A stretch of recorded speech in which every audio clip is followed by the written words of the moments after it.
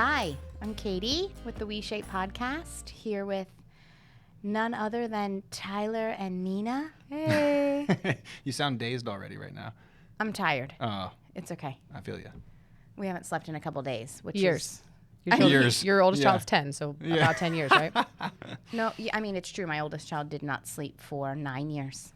That's a fact. 9 years. That's a fact. And then miraculously, she started sleeping like amazingly. So, Yeah. She's a champ now. Yeah. I wasn't anticipating. They're like, oh, they won't sleep for like a year. And then I was like, but it's been 9. And they're like, oh, yeah, it's not supposed to happen that way. Okay. Anyway, how you guys doing? Good. Tired. Like we just said. So, yeah. Hot takes. I think this will be a fun one. We'll be all fun and loopy today, but we have somebody special here today, don't we? We do. I was Yeah. just checking in to see how you guys were doing. I know I had a mental breakdown on the podcast last week. Ah. So, Yes. We have room for feelings here. I know. But anytime that happens, then you're like, damn it, that was on the air. But it's all true and it's all real and it is what it is. And you got to be real. That's what this podcast is all about, right? I think that when you're vulnerable, you give other people permission to be vulnerable. And I think that if we just hide behind a wall, then we're never, giving that gift to everybody else. So I actually think that it was a very brave thing you did. And I welcome honesty and feelings always. So. Well, you're going to get some more That today. explains our Halloween costumes, by the way. Oh, yeah. Did we ever tell people we settled We on? figured it out. It's not Harry and Marv. Although this is Yeah. coming out after Halloween, so this is going to be like a late Halloween piece. Well, it's okay. I just People wanted to talk want about your costume Oh mostly. yeah. we decided on Care Bears. Yep. Guess No what? one? Yeah, Care Bears. You know what? We got 9 people to do it? Yeah, 8 that's people. true. The best part, though, is that we all found the right Care Bear for our own disposition. Yeah. So I am Cheer Bear. Absolutely. Definitely a cheer bear. Yeah. You have Tender Heart Bear. I am tender heart bear. Yes, I have a very Lucky tender bear. heart. Ooh, lucky girl. I believe it's actually Luck Bear. Oh, excuse yeah. me. Sorry. My bad. Yeah. And then our little one is the mini Luck Bear. She wanted to be the same one as me. So Oh, it cute. was so cute. And she got a stuffed animal too that was also a luck bear. So it's going to be like triple luck bear threat coming at you. Very lucky day. Cool. All Well, right. happy Halloween, Well, everybody. yeah, happy Halloween Happy a couple weeks ago or post-Halloween. whatever. Yep. Yeah. Maybe one day we'll get these well, actually, no, I'm never going to commit to doing Don't make anything that live. promise. Yeah. Okay. Today, we have a guest, Yes. which I'm always excited for guests because people are probably like, you 3 shut up and let's talk to someone else. So when we were making the WeShape product, I'm really bad with time. I think I've talked with you guys about this before. It was about a year ago. Okay. Yeah, a little more than a year ago. Well, no, we started building the product 2.5 years ago. That's right. Well, this is a reshoot of all the footage and Yeah. all the different product footage.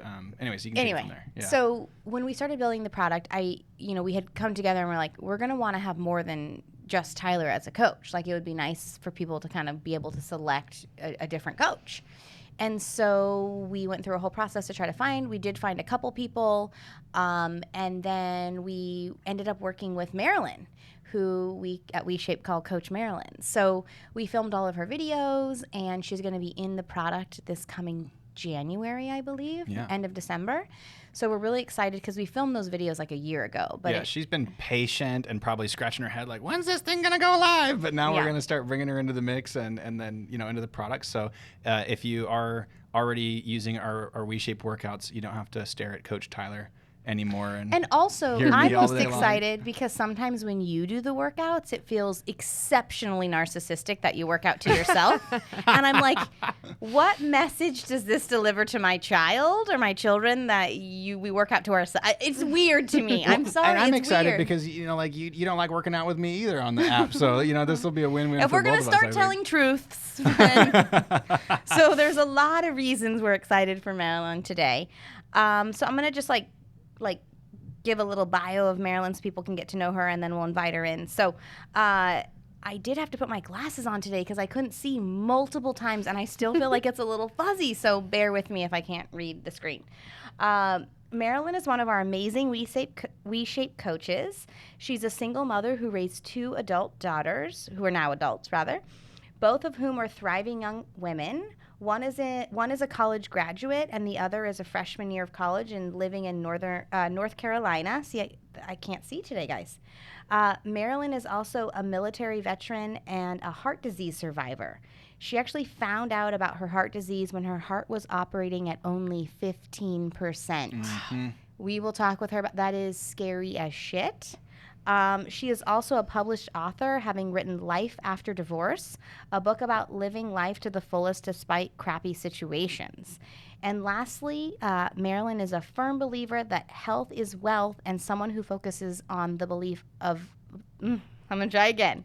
And lastly, Marilyn is a firm believer that health is wealth and someone who focuses on the belief that moving your body daily is a must for physical and emotional well-being. Heck yeah. Yeah. So important. So I love that. So without further ado, Marilyn, come join us. We're super excited to have you. I just want to talk about the Price is Right every time. Like, come on down. Come on down. I would stay home sick from school. We need like intro Sick music from for school. this. And I totally watched that show. It's a great show. Yeah. Yeah. Yeah. All right. Let's make sure you can hear us. Yes, Well, I can hear. hello. Welcome to the show, Welcome. Marilyn. Welcome. So good to see you here in the office. Thank you. I'm glad to be here. Yeah. So you traveled up this morning, and we just had you literally come from the airport. I think I see your bag in Ben's office. Yes. So you just jumped right in. Got to shoot some video for us. We did some new inspirational stuff for the product that will go live when we go in January. Some social stuff. And now we're here. So welcome. Right. Thank you. Thank you so much. Yes, I got up early this morning on a plane at 7. Oh, wow. And here at 8:30. Yeah. So, Love it. Yes. Fab. So I'm tired too. Yeah. All right. This is the tired cast. So sorry for the tired cast. discombobulation. It's okay though. Yeah, Yeah. we'll just be loopy together. So I want to just kind of ask, like, what brought you into the fitness world initially in the first place? Well, I grew up an athlete. Okay. And so I was always in great shape. Yeah. Then I went into the military, was in great shape. I had 2 babies. After the first one, I was still in really good shape. After my second daughter, I gained like 100 pounds while I was pregnant. Okay. I was on bed rest for like 3 months on. Oh, wow. Then I had her and I lost the weight. And then I moved to California. And that's when I found out about my heart. Oh, wow. The first year that I was here, I gained like 80 pounds in 8 months. Oh, wow. And I was coughing every day. I was miserable. I was going back and forth to the doctor, and they were telling me, oh, it's just a cough, giving me cough medicine. Yeah. They're giving you cough medicine Yes. when your heart's not functioning. Yeah, they just kept saying it's just a cough. It's desert cough. I lived in Palmdale at the time. Here, The have some desert. Vicks Vapo Rub. It'll Pretty much. fix you right up. Pretty much. Oh my They said God. it's desert cough, desert cold. So for like 8 months, I was taking cough medicines, cough drops. Wasn't getting better. Finally got established with the VA because I'm a veteran. Went in for my allergy shots, and the doctor goes, how long have you been coughing? I said, oh, about 8 months. Oh, my. You had been coughing for 8 months? Like off and on, but yeah.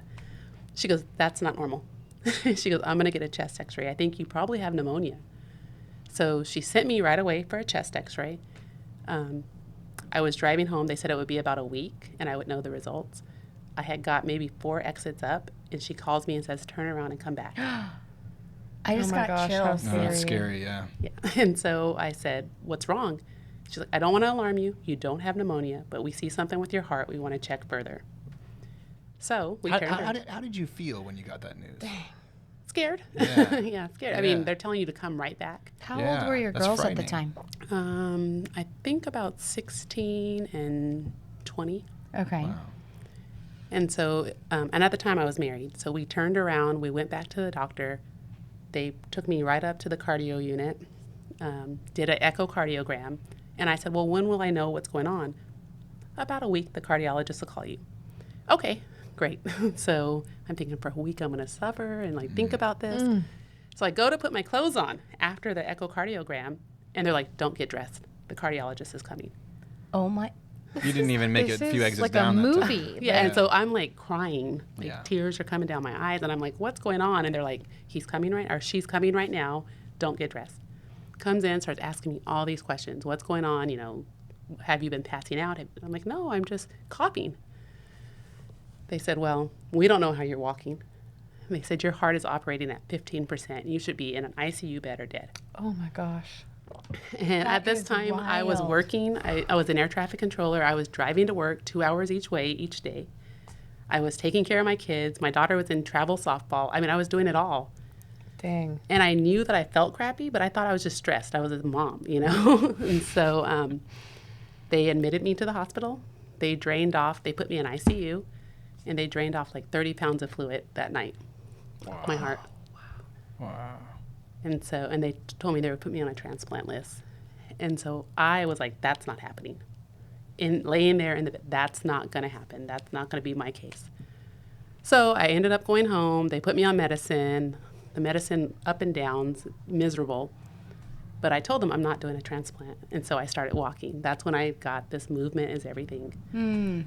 And so I would just walk from my house to the mailbox, and then it got a little further. I want to backtrack on that because we've talked about that before. Yes. Like, you felt like you couldn't do anything. Anything. And what you told yourself was, just get up. And walk to the mailbox and back. Yep. Tell us about that, like the Yeah. logic behind that. Because I feel like so many people go, if I can't do an hour, if I can't do this, then I'll just do nothing. Yeah. And they give themselves that reason. But the truth is, like, something is so much better. Something is so much better. So, I mean, I still had to work. Yeah. I was taking a lot of time off work because there was just days I was miserable. And I had a great boss. They understood what was going on. But I knew that I had to move. Because having that athlete's background and knowing how I felt when I felt good, I needed to get back there. And so I was like, if I could just get to the mailbox today and get back, it's eventually going to get easier. And I did that every day. I mean, if I felt terrible, I didn't do it. And that's really, really, really important. You have to listen to your body. But 90% of the time, I did it. Yeah. And then over time, it went from the mailbox to the end of the block to flat nature trails to hiking to running again. And over all this time, my medicine kept decreasing and decreasing and decreasing. But my heart wasn't getting better. But they were decreasing the medicine because I was losing weight. I was getting healthier, but my heart just didn't want to work. But the medicine would make me pass out because it was too strong. And then about a year into it, well, maybe a year and a half, 2 years into it, I said, well, it's still a muscle. I've got it cardio-wise, but I need to build it. So I started like lifting a little bit of weights and doing body weight exercises. And that's when we saw the most drastic change. And I started feeling amazing. Emotionally, physically, I was like, okay, I'm back. Like, I just knew that I felt better. Without even having a test, I knew when I went back in, they were going to say, oh, you're getting better. So what was the condition they diagnosed So with? Initially I had congestive heart failure and dilated cardiomyopathy. Okay. I have an ICD, so I have a pacemaker and a defibrillator Okay. that's implanted, which I was against that too, but they said, well, if you're not going to do the transplant, we need to. So I have kids. Yeah. So it's like my own personal ambulance. Yeah. And the funny thing about it is now I play flag football. And so in flag football, you go to like sprints. Yeah. And sometimes it gets confused and I get shocked. Oh, no. Oh, no way. Do you? No Yes, way. and everybody on the football field freaks out, like, that doesn't know. Oh my gosh, you need like a little name tag. And I'm like, no, I'm Warning. okay. I'm okay. I'm okay. They're like, you're going to beast Yes. mode. Slow down. I'm like, and then my doctor calls me because they can track it 24/7. What are you doing? And I'm like, oh, I'm just playing football. Have you ever thought about quitting? And I'm like, nope. Oh, man. Because Does it make a noise? No, but it's strong. That must not feel very good. It doesn't feel good.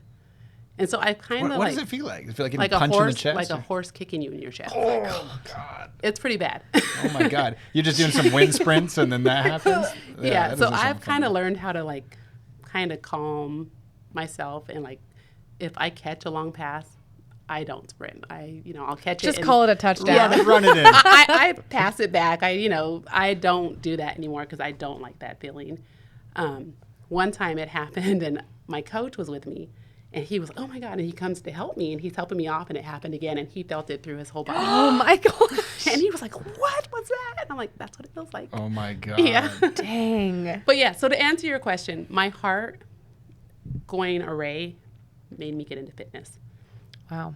And then when I saw how not only I transformed my body, I transformed myself mentally. And my life like just did a 180 and it like became amazing. And so now fitness is like my passion because Yeah. I know that it was the one thing that kept me going Yeah. when I could have easily had to get a transplant or been dead. Like they told me, like, why are you alive? Yeah. Can I ask you a question about that? Just because I'm curious. Like, I too like had my own transformation story, and I found that fitness just did something magical to your ability to excel in so many other areas. Yes. Like, what did you experience yourself in that? So, well, I was an air traffic controller. I loved my job. But because of my heart and because of the device they put in, I had to get medically retired because they don't want you up there getting shocked while Makes talking. sense. It makes sense. Yeah. And initially it was like, yay. And oh my God, what am I going to do? I was 40 at the time. But because of that, I was forced into other things. Well, the fitness, I was able to really concentrate on the fitness part. Yeah. And then my self-esteem and the self-love for myself let me get out there and do other things that I would have never thought about. The confidence, the self-love, confidence, turned it around. Yeah. Yeah, like you said, fitness, it just takes you to a whole new level. Yeah. Like when you're in the gym or at home and you look in the mirror and you're working out, it just makes you feel like proud of yourself. Yeah. And so I got into modeling. I got into acting, things that I never, ever, ever would have done. But I've done it, and I'm staying busy, and I'm working, and it's so much fun. Flag football. I love football, but I would have never played football. And now I play football, and I lead a hiking group. And all things that if I hadn't got back into fitness, I would have never done. I wouldn't have the confidence. What a amazingly inspirational story. That's so amazing. To go from 15% use of your heart, you should be dead or in bed, to I've got to be able to walk to the mailbox and back, to them having to slow you down in flag football. Yes. Oh, yeah. What a cool thing. It's amazing, and I feel amazing. And seeing my kids are always like, Mom, you're the strongest person I know. And hearing that, and it's not in a physical way, but in personality and strength, they see like everything that I went through and how I didn't give up. Yeah. And so I always tell everybody, there's nothing that you can't come back from. Yeah. No matter how bad it seems, you can come back. And I think just another thing to highlight is when you are focusing on the right, in my opinion, the right things, like your health and your energy and your emotional state, because you can look great and be as skinny as you want, but have a terrible psychological state. Yeah. And so I think that, and this is why we have part of the reason why we have the mission that we do is like,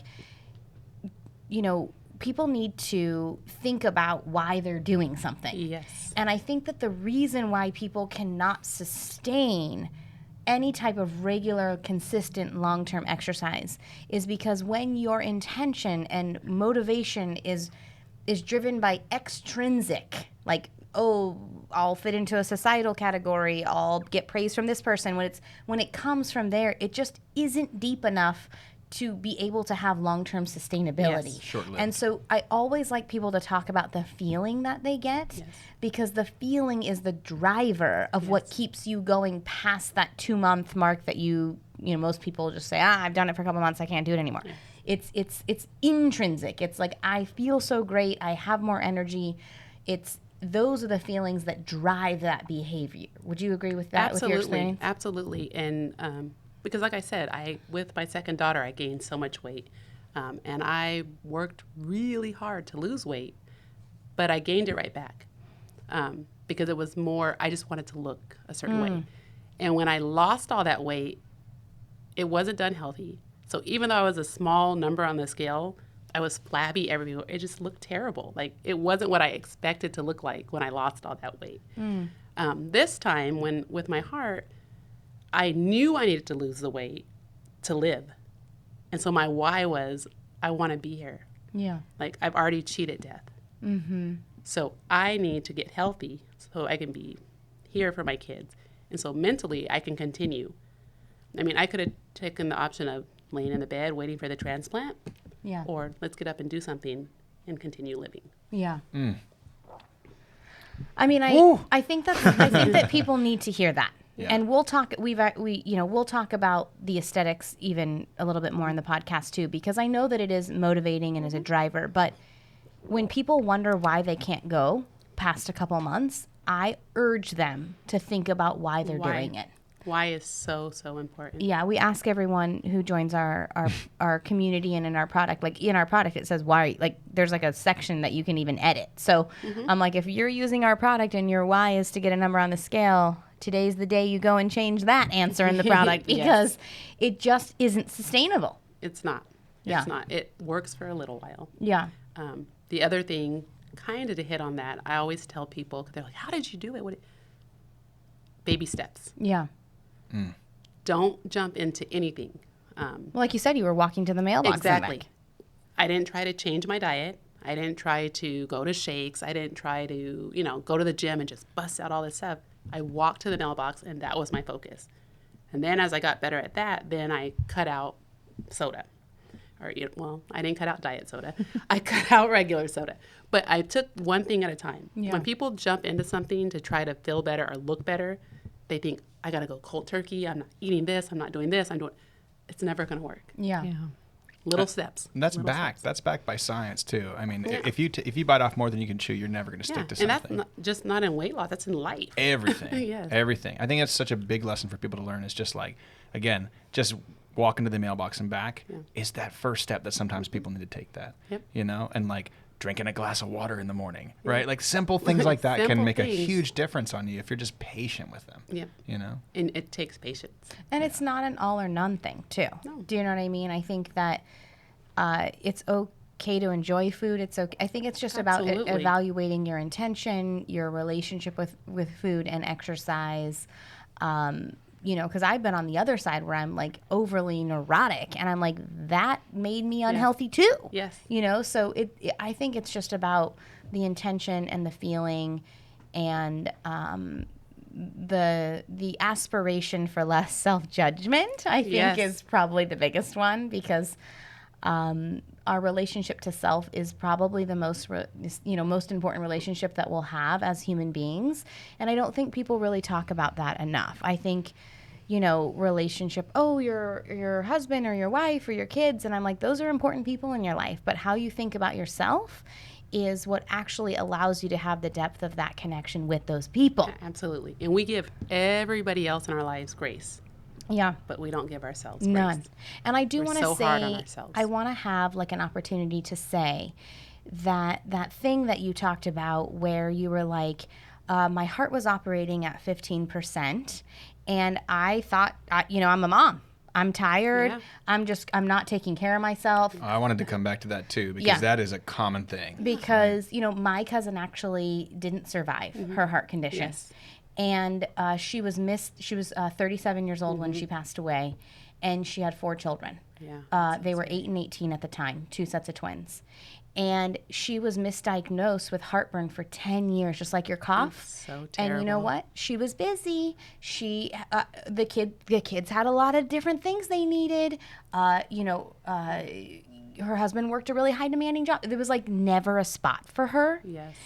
And I think one of the hardest things to have to accept about her death, if I'm being very honest, was that it was probably preventable. Yeah. And she was so dedicated to the care of other that I never watched her put herself first. And I think that was a huge wake-up call for myself, because I was running this business and I had 2 small children at the time.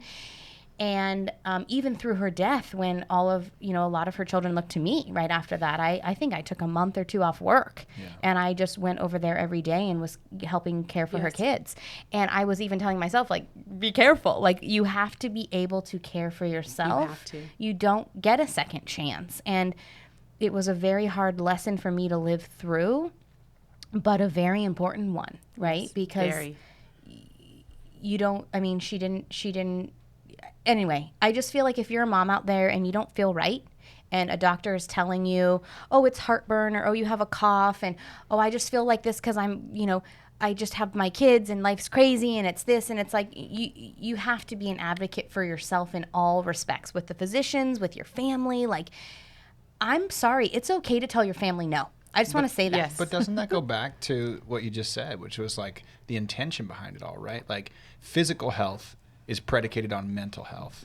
Mental health is predicated on self-image, right? And that ultimately, it may sound difficult, but ultimately self-image is a choice, right? We can look at ourselves in the mirror, we can say, I'm amazing, or we can look at ourselves in the mirror and we can say, I suck, I'm horrible, and we can, self-deprecate and judge. And I think it's so important that if we change the way we look at ourselves, we won't do that. Yeah, we won't neglect I just want to ourselves. really emphasize, though, especially as women and as moms, because it's 2022, and so now if you're a woman in today's society, you actually like, in order to be perceived as valuable, you have to have kids and a career and all. It's like, it's insane, first of all. Do what works for you, whether that's trying both or picking one or the other. But I think to just further hone that point, because women feel like they do not have permission to care for self. So I'm going to give a very simple example of an everyday experience that I experienced this last week that Katie 2 years ago I would have been like, who is that person you're talking about, right? I texted my mother. I know my mom's probably listening. Hello, Mom. And I said, what are your plans for Thanksgiving? I asked if my brother was coming in from Nashville. She said, we don't know yet. And I said, just want to let you know, I'm not available to host this year, and I'm actually not available to go anywhere. I would like to invite people over for dessert at 5 o'clock, but me and Tyler and the kids, we're going to watch movies all day. And I know that it's like, you're breaking tradition. You've been hosting for 10 years. You know, I'm like, no, I'm not going to do that because I don't feel like it. Yes. And I feel like it's actually better for my own physical and mental sanity at this particular juncture in my life and Thanksgiving of 2022 to take a break with my kids, and I'll see you at 5 for some pie. And, you know, I'll be there. She did the thing where like she was typing and the dots were coming up, but then it went away. She's deleting. And then I was like, what is she going to say? And you know what? Even if she would have been upset, it's still okay. Yes. But she wasn't. She was like, that's okay, great, you know? So thank you, Mom, for not freaking out. They've learned that lesson over the years, but it took a lot because for a long time there, that was the expectation. Let's not pretend like in our families, like both of our parents aren't like, you're going to handle Thanksgiving, you're going to handle this, and you're going to handle me in the retirement home, and you know, all this stuff, listen, right? So that is not because they told us to do that. No. That is because I went in as a woman thinking, just because I can, I should. Yeah. I can host Thanksgiving with everything on my plate. I don't want to.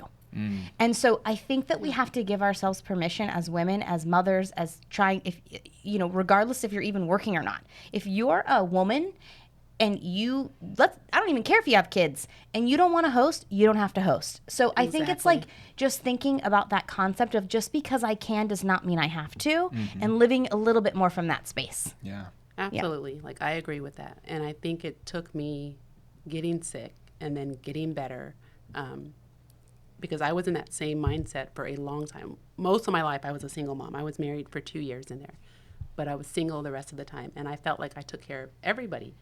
And it was almost a superhero complex. Like, I can do it all. I'm going to do it all. And I can't say no because everybody sees her. Oh, she's amazing. She could do it all. And I was killing myself like that. They don't know what caused my heart problem. Yeah. They've tried all these tests and I don't. But I feel it was stress. Like, I was doing too much. And so when I decided to take my life back and say no, and initially people don't like that. People don't like to hear the word no. And can I just say, if you set a boundary with someone in your life and they don't like it, it's 100% their problem. Exactly. And it's an opportunity for you to evaluate if that's a healthy person in your life. Yes. Boundaries are okay. I just want to give everyone permission right now. Yes. It's okay to break tradition. It's okay to not do what other people want you to do. It's okay to make your own rules. Like, this might sound radical, but like, I just feel like women have been literally conditioned and bred to fill all these roles, and the roles keep filling and filling and filling and filling until it's not going to change. Yes. Until collectively we come together and say, yeah, I don't want to do that anymore. I'm good. I'm gonna watch Home Alone 1 and 2 all day on Thanksgiving in my pajamas. Yes. And I'm not even you know what? I'm not even gonna bake the pies. I'm going to buy the pies, and I'm actually gonna ask you to bring the coffee. Yes. So it's like, that's okay, and I can do that in a kind way. I don't have to be sassy about it, although my mom would probably argue sometimes I am sassy about it. But it's okay to do that, and it's like you said, it's baby steps. It's little tiny pieces of those actions. I'm so sorry I can't host. We just want to relax today. Yes. And then let them have their emotions and feelings and reactions over there. And then it's just another example of that, and another. And then before you know it, you wake up in the morning and you go, what do I need today? And then you discover that when you figure out what you need, actually everyone benefits. You just have to get through the threshold of the discomfort of the no's and the reactions from other people. But once you can get through that threshold, the amount of like liberation and freedom I think a woman can have is infinite. How did you guys get through the guilt? that's something that I've watched you have to deal with. But like, obviously you're a superwoman. Everybody's praising you. That's like fueling you to continue. Yeah. And then you go and you set that first boundary. And then the guilt sets in, and I should be this, and I should be that. Like, so how do you I have overcome an that? easy answer to that. I don't know if you want to go first. You can go first. I just changed the people I hang out with. I just stopped spending time with people who didn't see me for who I really was and who were valuing me for those things. Do you know what I mean? Yeah. Like, I don't do that anymore because I don't feel happy when I do that. I'm like, if you're going to value me based on my output and what I offer you, we got to redefine this relationship because I am not, that's just me being something for you and nothing for me. Yeah. I'm not going to do that anymore. See you at Thanksgiving.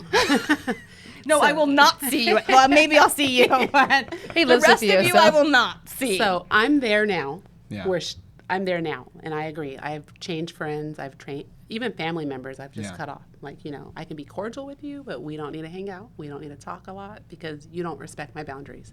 However, initially for me, I had a lot of guilt, and so there was a lot of crying in the shower after I said no about things, and then the next day I would call whomever and offer to do something nicer for them because I would feel bad. Like, I'm supposed to be doing this for people. Like, they need me. And so that cycle went on for a while where I would say no and I'd be like, I'm saying no, I'm not doing this, I'm going to be in control. But then I'd feel miserable because I felt like I was letting somebody down. And I had time. Like, my thing was like, well, I'm not working, I have time.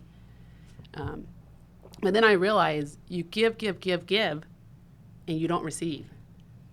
And I'm feeling miserable and they're not even understanding how I feel and how it's making me feel terrible. And so I got to that point where, you know what, those people that don't accept my boundaries, they don't need to be in my life. And do you ever notice that the closest, like Nina's like one of the closest people in my whole life.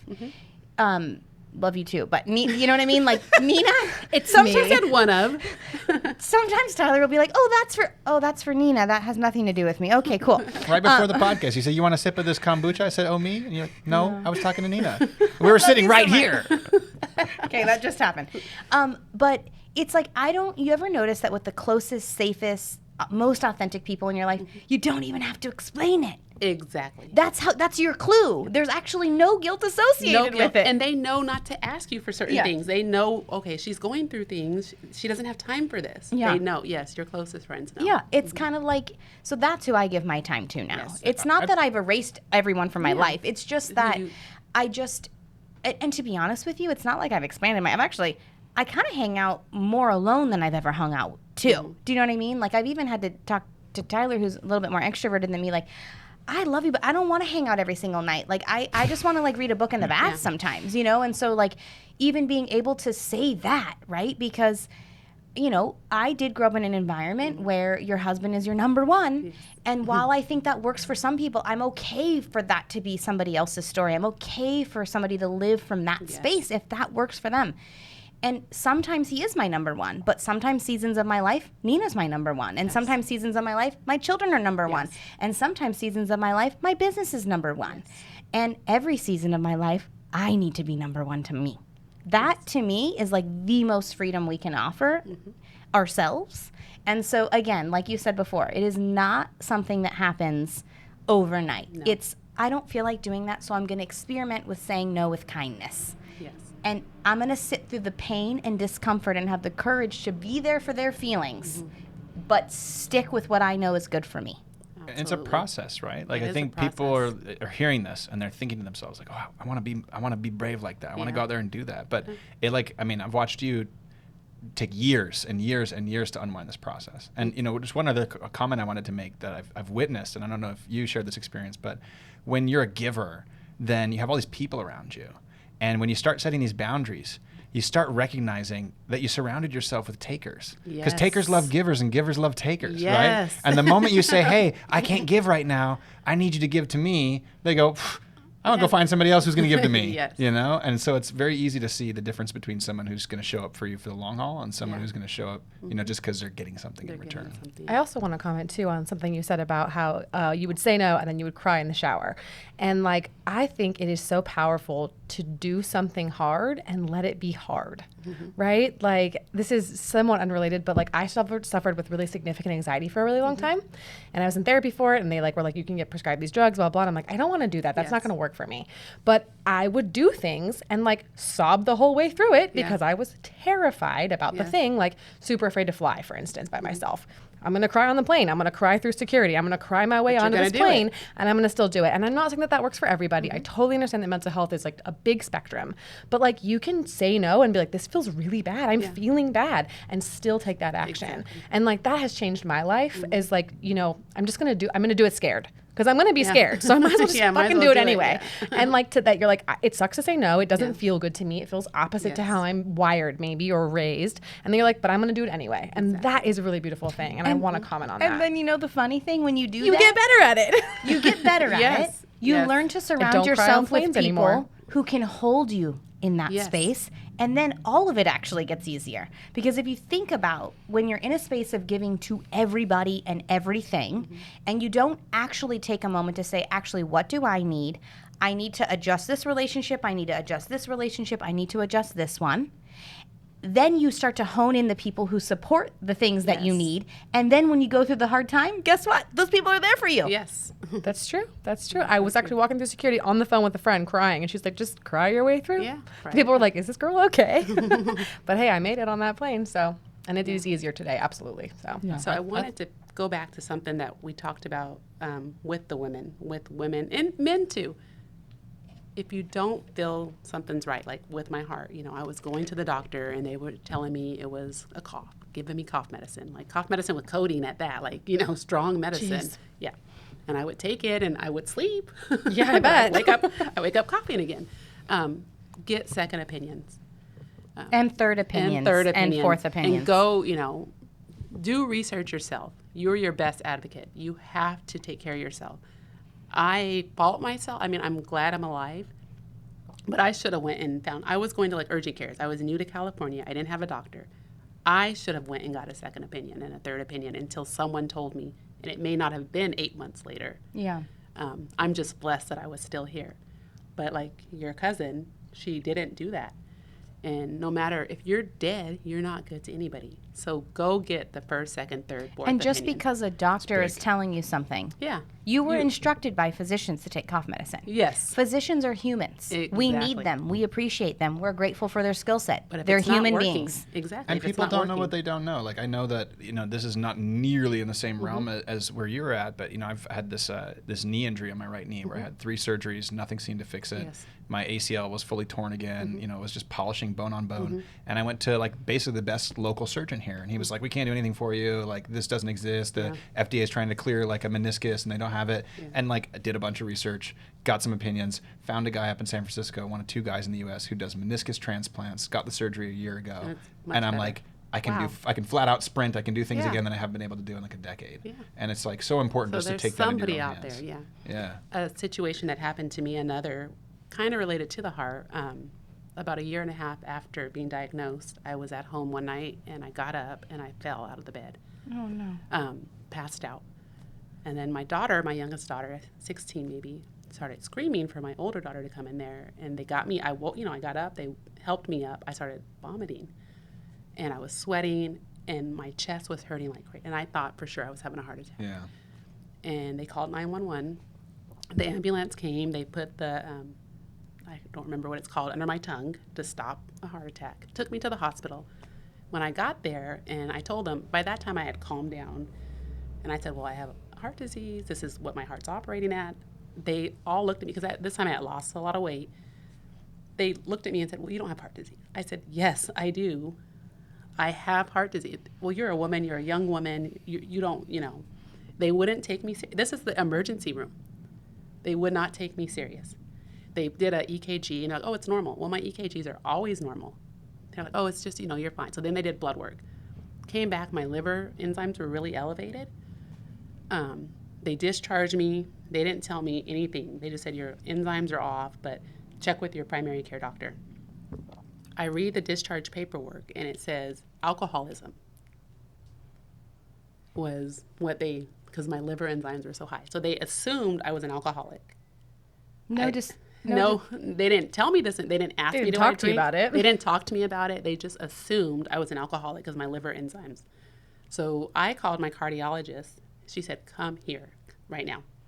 I got there. They checked my heart. They said, the heart's working.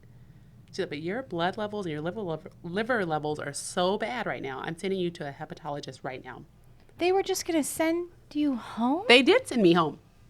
And I just got like home. with judgment. No With less. judgment, saying that I had alcohol abuse. And they instructed in the discharge paperwork, it said to stop drinking as much. A day later, after I saw my cardiologist, I was admitted into UCLA. My gallbladder is what was erupting. Wow. It wasn't a heart attack, but it felt like a heartburn type thing. It was my gallbladder, and that's why my liver enzymes were that. You have two of those stories? Like, yes. what? Yeah. All within like the same amount of time. Like, yeah. So. Okay. I feel really upset right now. Yeah. Oh, I believe. Yeah, but you know. Get a second opinion. Yeah. Or a yeah. third. Or And a I fourth. did. And that because of the heart and my cough, that's why I called my cardiologist as soon. That's why I'm saying right get the away. second. I called her Right away. And she was mad that I didn't call her on the way to the hospital. She was like, from now on, if anything happens, you call me and let me either get there or talk to the doctors right away. But their whole thing is, well, you don't look like you have heart failure and you don't have, Yeah. So they just Jeez. assumed I was this young mom. I wasn't even a young mom, but a mom who drank all the time. Wild. That's Yeah. wild. Well, I hope. So second that- opinions, everyone. Second Yeah, opinions. and thirds and fourths. I'll Yes. keep saying that. Because I just feel that like doctors do the best they can, but they're human beings and only you know you, right? Like only you know you. And so you are responsible for being your best advocate in all types of situations, relationships, medical situations. Like only you is going to take care of you. Yes. And no one's coming to save you. So I think that people need Yes. to remember that. Listen to your body. Yeah, you have to listen to your body. Yep. For So sure. important. For sure. Nobody does it. We ignore Nobody- our bodies. yes, we Why do we ignore our ignore our bodies. bodies? Because we're busy and because other people have things that they want from us. And I mean, I don't know. Do you want, how much of a list do you want? I just wanted to mention that y'all said you were sleepy, but you're on fire right now. So keep it up. Let's keep it going. I feel like, that was a traumatic experience for you. Watching my cousin pass away and her children lose their mom was can deeply imagine. traumatic. And I just can't, even after she passed away, I went to a cardiologist myself because I was like, this is they wouldn't see me anywhere. And so I had to go pay cash. And I went to this guy in San Francisco and he was like, wow, we actually never get to see hearts like this on the machine. You're fine. And then I was like, what's that other machine? I want to see that too. And he's like, I'm not going to do that for you today. So he Your did heart cut is me perfect. off. But I just think, if you feel fine, I still think you should be really mindful and seeing a doctor regularly just to get a checkup. It's always good to just know. Do you know what I Always mean? good. It's good to have a primary. Let your example and my cousin's example Yes. be an example that you don't have to be 80 years old to have something not functioning right in your body. And Yes. you don't have to have family history. You don't have to I didn't have it. There's no, they can't figure out why. Yeah. Cardiomyopathy comes to usually postpartum. Women get it for like a temporary setting, or cocaine users. Neither one. Like I was postpartum by like 16 years, Yeah. and I'd never done cocaine, and so they were like, we can't figure out why. But now they say we can't figure out how you're doing so well. That's beautiful. Yeah. Do you know what percentage of your heart you're using now? Do you have So any I'm at 55% now, which is Wow. almost normal. I mean, 55 to 65 is in the normal range. Okay. Yeah. So- wow. Good for Yeah. you. That's So I'm back up. amazing. I'm You've shared up some to amazing normal. things. I hope that somebody on this podcast hears this and decides I'm gonna go check in on something that I haven't Yeah. been checking in on, or I'm gonna go do something that I needed to do, and So it changes I your life. Instagram, I use hashtags a lot for heart disease or cardiomyopathy awareness, and I've had several people random people who just search hashtags tell me like, wow, your story is so inspiring. I just got diagnosed, and that'll vent to me, that'll call or message me and ask me, how did you get through this? And so I think it's an inspiring story. And I like to share it, and I want people to just learn that, you don't have to be, like you said, 80 years old, or men, because heart disease in men is very when I go to my cardiologist, it's all 70 plus years old men and me. And I walk in there and it's like all these in their beds. And so I walk and they look at me like, well, who are you bringing here? And I'm like, it's me. And the cardiologist told me, like, you're probably the worst one in here. Wow. Like, you know, like not now, but back then she's like, you're in the worst shape of any of these men. But they look at me like I'm a caretaker, bring in someone. Yeah, that's the problem. I think Yeah, right they there. I think think that we you're- summed up. I think we summed up the problem. Yeah. Yeah. So yeah, you don't, I mean, it's back to body image and how people view. Skinny doesn't mean healthy. And You don't have to look sick. Yep. And even overweight doesn't mean unhealthy. Yeah. Yeah. So many misconceptions. So many misconceptions. So when out you're there. looking for validation outside of yourself, Yes. just come back to you Yes. and do a little check-in. Do check-ins. I know we yeah. had so many topics, and I feel like I don't know how long we've even been going. Where are we at, guys? Oh, wow. Oh, dang.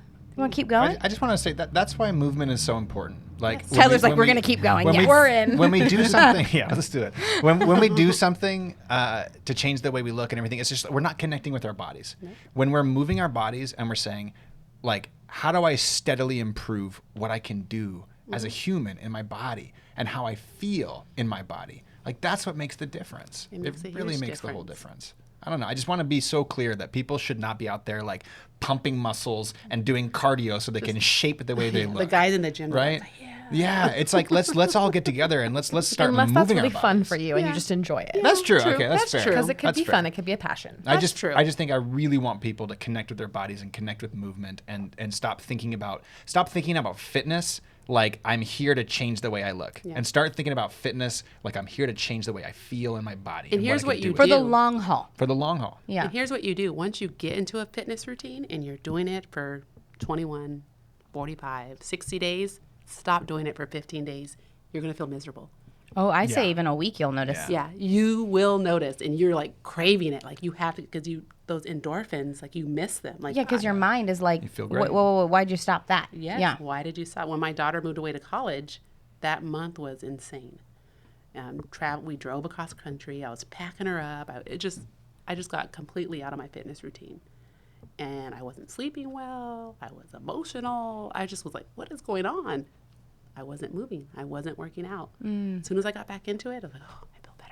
Yeah. Isn't that amazing if you just do a quick workout, Yeah. how your stress levels and your sense of calm and Yes. everything? I think a lot of people have excess physical energy Yes. in their bodies because we just have such a sedentary lifestyle. And the moment we give ourselves permission to go out and get some of that energy out, it's like, oh, I wasn't actually anxious. No. I just needed to get some of this physical energy out of my body. So I'm a Christian, and I always tell people, I don't always want to get up and go to church, like especially when I was younger. But I never left church like, oh, why did I go?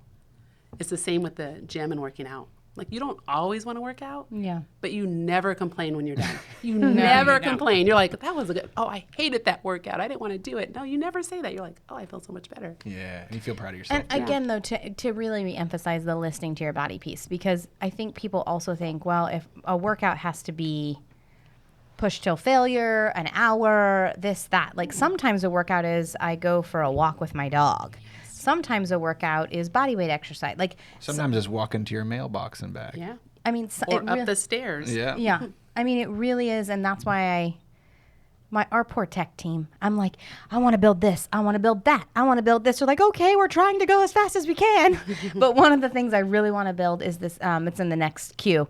Or maybe 2 down the queue, time variability, where people can say, I just want to do 10 minutes. Because most of our workouts aren't super long anyway. They're like a half 30 hour. minutes, Yeah. yeah. But like, I don't want someone to be deterred from that. I'd love for them to be like, you know what? I didn't sleep great last night, but I just want to get a little mobility or get something quick in, and I want to do 10 minutes. So Yes. I Even think- stretching. Just Yeah. stretching for 10 minutes. just movement. Move your body. Yes. Movement. Well, let's keep going. I feel like I'm so grateful that you touched on that. Gosh, the sirens around here today has been wild around here. Yeah. Anyway, so much activity. We had an earthquake earlier here this week. I saw that. I Yeah. was like, do I still want to go? Is there Yeah. an aftershock coming? We were just all sitting down. I'll share this side tangent really quick. There was like 5 of us working on a project and like really intensely. Yes. And we were like, okay, we can figure this out. And we're just going and going. We're snacking, like one of those kind of days. We're Yes. just like, we have to get through this. And then we're on the top story. So the whole building started just like swaying. And I literally didn't. Well, clearly, I just want to shout out to everybody. I am not the person you go to in an emergency situation. Everyone was looking at me, and I was like, captain. No, don't look at me. I'm panicking. So I literally, the physical instinct I got was to run to my child's school, which would take me an hour from here. I was like, here we go, out the door. Like, where are the 2 children? So, like, I first located them in my mind, and then I was like, now move your body there. Tyler's instinct, we were like, okay, let's go back down outside now that it stopped. Tyler was like, nah, I need my gum. I was like, I just want to make sure I understand correctly. I was literally going to run an hour to our children, and you were going to your gum. They ran out, and I was like, I'll meet you there. I went and got some gum. Real quick. And he didn't even bring enough for everybody because I asked him for some. Truth is, I did bring enough for everybody, but my habit is I put like 10 pieces of gum in my mouth at the same time. Ridiculous. I don't know why. I'm just a weirdo like that. So I did that, and then you asked me for the gum. I said, I wish you asked me before I put all of them in my mouth. But no, but you have significant the truth problems. is, I assessed the situation, and I said, this is not a problem. I'm going to chew some gum while we walk outside. It was the biggest earthquake I had felt since the California '89 earthquake. Yeah. That was the biggest like one. 5.1, right? Yeah, it was the biggest one. And I think being on the 3rd floor, we really felt it. Yes. But I was like, gonna go find the kids. And he was like, gonna get my gum. Anyway, I wanted to talk. If this building was going down, I was going to have minty fresh breath. Jeez. 10 pieces worth. He's like, if the paramedics giving me mouth-to-mouth resuscitation, we're ready to go. He puts on some lip gloss. Oh my! Like it wouldn't surprise me at all, Tyler. Like that's like we should have a whole podcast on this. What does Tyler do in various emergency situations? Just various You should situations, admit honestly. it. In an emergency situation, I'm calm, cool, and collected, and I can make good And decisions. Minty, and my breath is minty fresh. I'm gonna turn to Nina in emergencies. I think.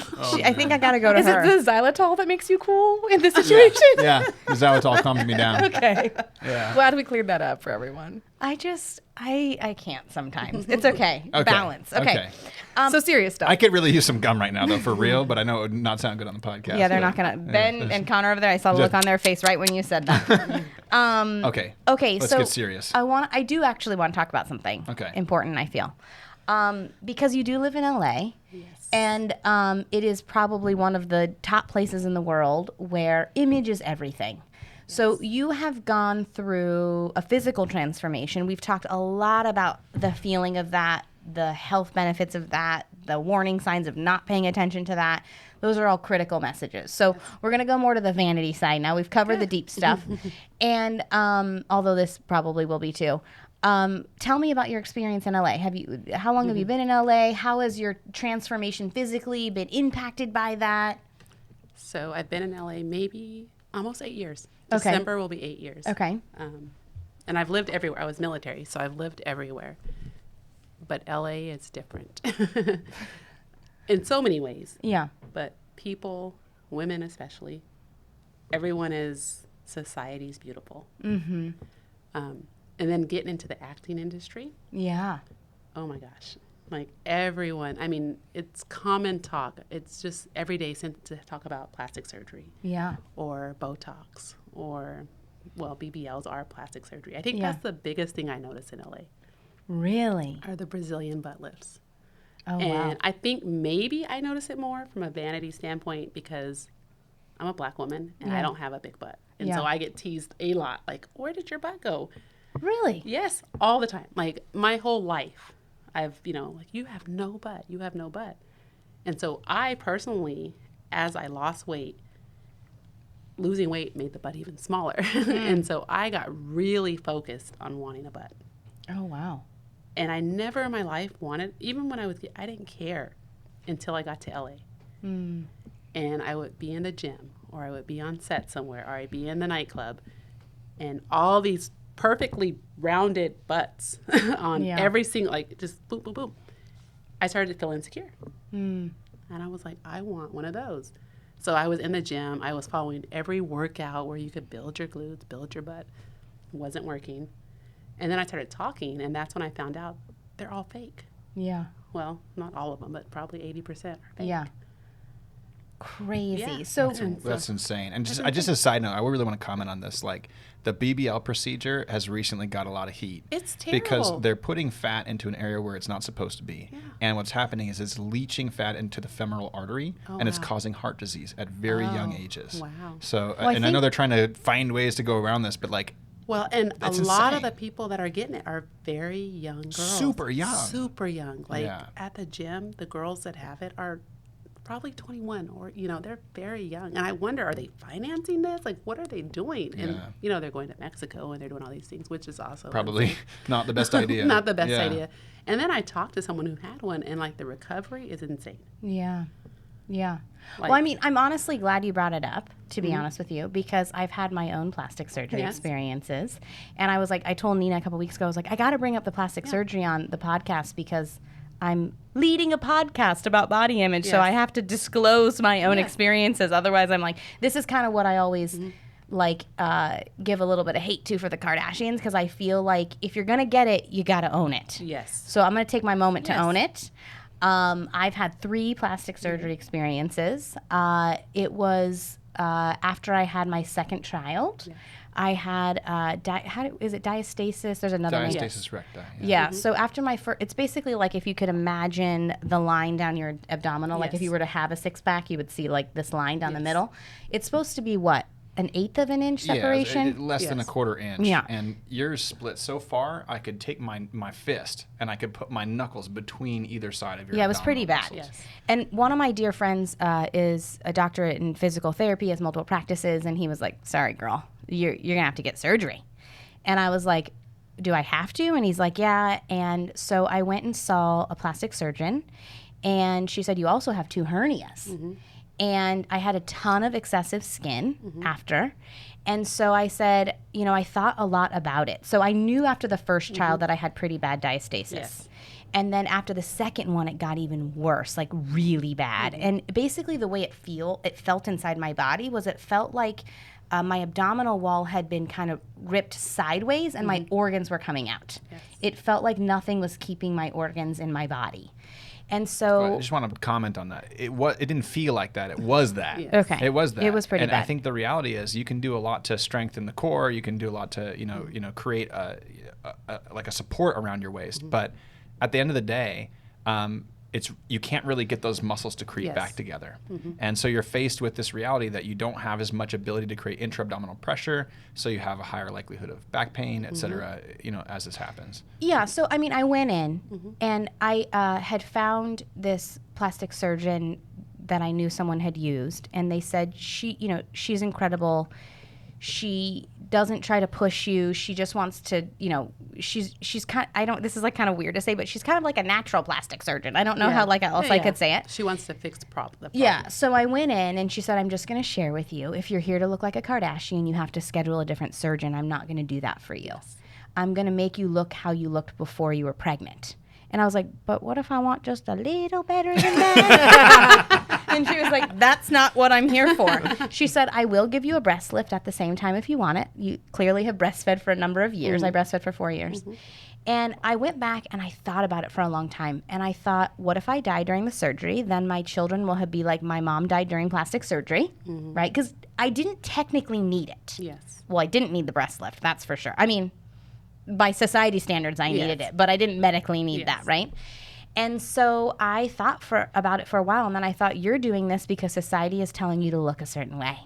And the funny thing is, my perspective of that now is like 10 times what it was then. So like I was even thinking about it then, but I am often curious about what I would do today. And so I went through with it.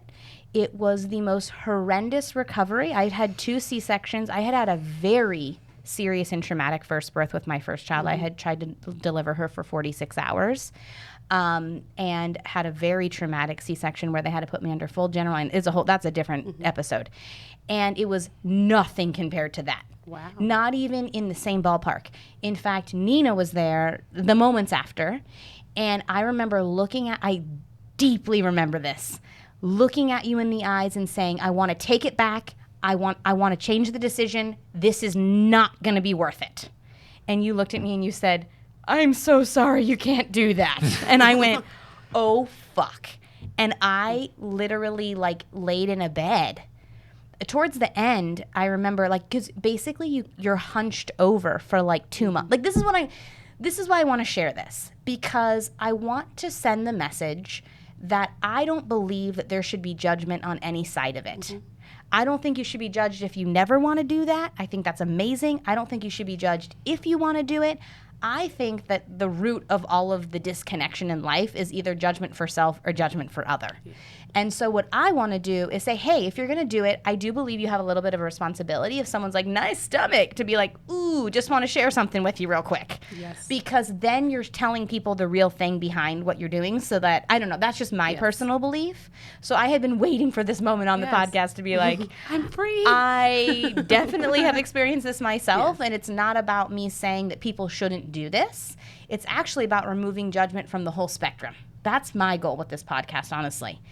And so, but I do think it's important for people to go in eyes wide open. Yeah, with realistic expectations. I mean, you were there, girl. It was... So I mean, I sobbed when you fell asleep finally, and I called Tyler and was like, oh my God, like this is the scariest thing ever, watching my friend go through this. And I don't think those young women who are 21 maybe realize what the recovery is like. Like maybe they go on to a vlog and they watch someone go, I did it, it was great, whatever. Sure, that's one person's opinion, but like it's scary, it's real, it's surgery. I had done significant research. I had done I talked with you about it for a long time, Tyler, like years before I did it, and about why am I doing it?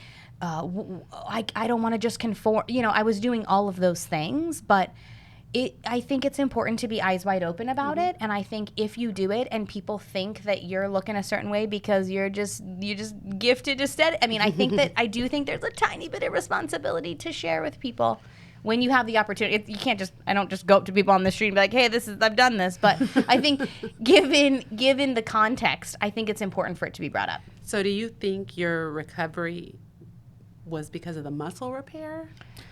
Like, as someone who helped you move around for several months, I am almost certain that it was a muscle repair. Well, they also found a second bit of hernia. They didn't know I had an umbilical hernia, so my belly button was completely destroyed. Yes. There was no saving my belly button. And then they had found another hernia kind of in my rib cage. She was like, I'm so sorry. I almost had to do a second surgery. I didn't know I was gonna be able to get it. Wow. And because you only have they don't want you to be open for that long, right? Yeah. So it was very scary. And I did know what I was getting into. I had talked to many people who have had it. I had researched. I had talked with that poor surgeon.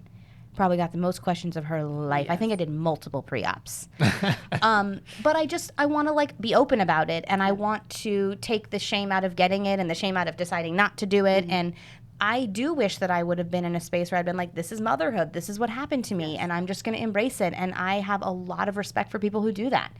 I was just at a place in my life where I was like, I deeply want this part of my body back. I deeply want this thing, and I wasn't going to be able to get it back no matter what. I mean, there was maybe one day I'll be brave enough to show a photo, because it was, my belly button it was really bad. The skin was all torched. I mean, as a man who watched you go through this, one of the things that's really I just felt so much sadness, and that's why I never basically shared anything from my side. I was just like, just do whatever you want. I'm here to support you. Like, it's really difficult to watch.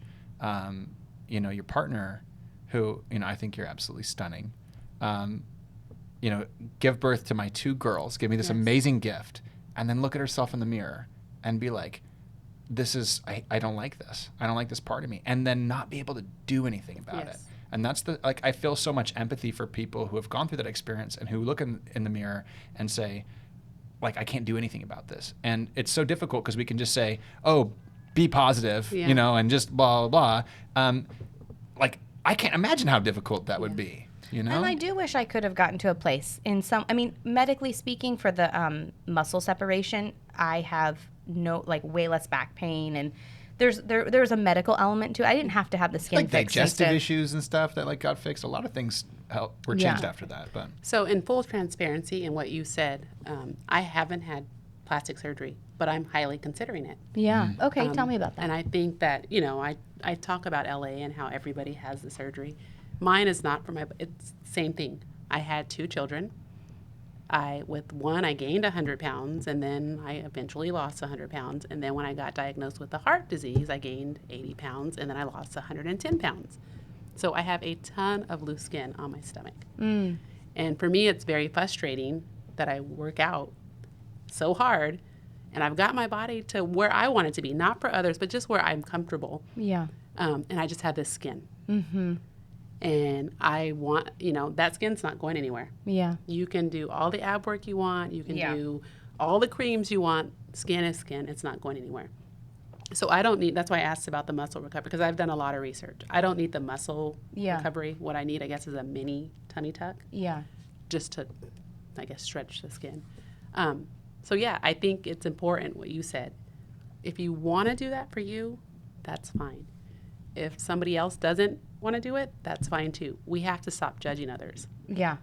I think it's not only the judgment, but going into what you're doing eyes wide open. Research. And Because societal pressure too. Like Research. neither of you are making that decision. It sounds like from a place of people expect this of me. If I don't do this, I fail. Like it's like No, your it's just- own comfort and happiness. I want my pants to fit, so I'm not like uncomfortable. Like I have to buy a bigger size pants, but then they're too loose here because I need it tighter here, and I don't want to get everything altered.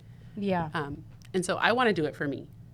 And I think if you research, and I don't think kids at 21 years old, 18, should be making decisions to have plastic surgery. I mean, that's, in my opinion, very vain. They don't have children. They haven't lived life. Work out. Move your body. And their bodies are fine anyways, however they are. And I mean, I did have to accept at one point that, I looked in the mirror and I said, this is partially because society has said, we don't want this. Because the reality is society could be a totally different way. It could say, oh my God, the most beautiful women in the world are postpartum women. Like that could be our belief system. And then if that was our belief system, I would have never done that, right? So there was a certain amount of truth that I had to accept. And then I did want to read this thing I found online because I wanted to help people also understand the difference between self-esteem and self-love. Because getting those procedures helped my self-esteem, but it didn't help me love myself more. And I think that there's a really big difference between that. So if you guys will bear with me, let's see if I can read again today. I don't know. So this was an article written by a psychologist, I believe.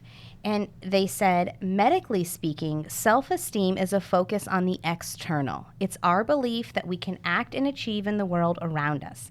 Technically, self-esteem isn't even about the self at all. It's about the test, the workout, the weight, the salary, the partner, the next goal. Self-esteem is confidence and belief in our ability to do and have. And while that might be something we know is correlated overall to achievement and success, it turns out that it's not necessarily correlated to happiness, health, or loving you for you. Wow, that's big. Can I make a comment on that? There's this amazing book called Psychocybernetics written by a guy named Maxwell Maltz, and he was a plastic surgeon. And what he noticed was that he would do surgeries on some people to change some aspect of them, and they would come out of it and find another thing to hate about themselves. Then he would do surgeries on people to change an aspect of them, and they'd come out and they'd feel super contented and they'd go on with their life. They fixed the thing that was really bugging them.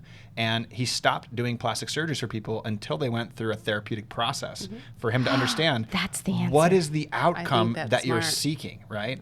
And I think it's so important. Like if you're going to do this, or even if you're considering it, just like you said, go in eyes wide open and say, why am I doing this? And if I imagine yourself having already done it and say, am I going to pick something else to nitpick and I'm just going to get caught in this loop of trying to show up with societal perfection? Or am I doing something because, think about people who, are incredibly overweight and lose weight and have all this skin. And it's like, wow, you've worked so hard for yourself and you can't do anything about that.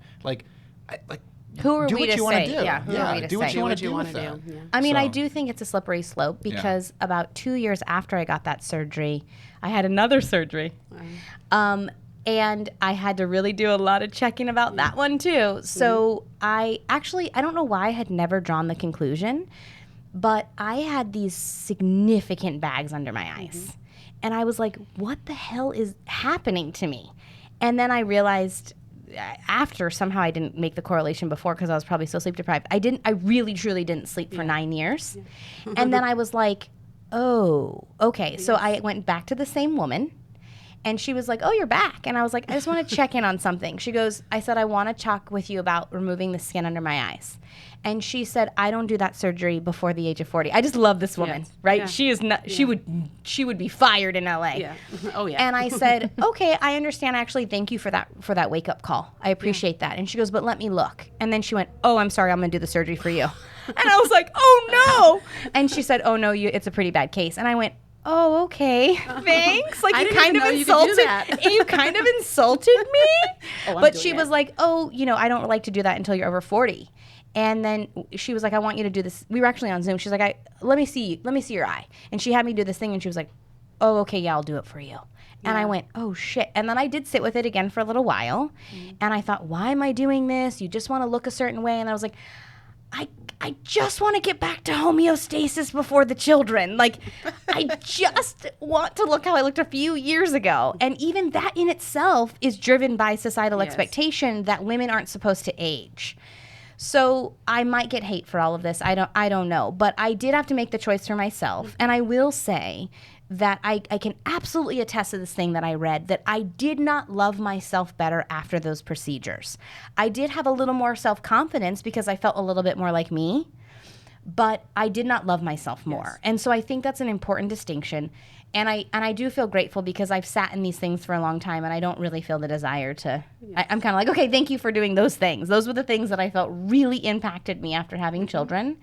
And I have a ton of respect for women who are like, this is it. The kids fucked me up. And I'm like, I'm here for you too.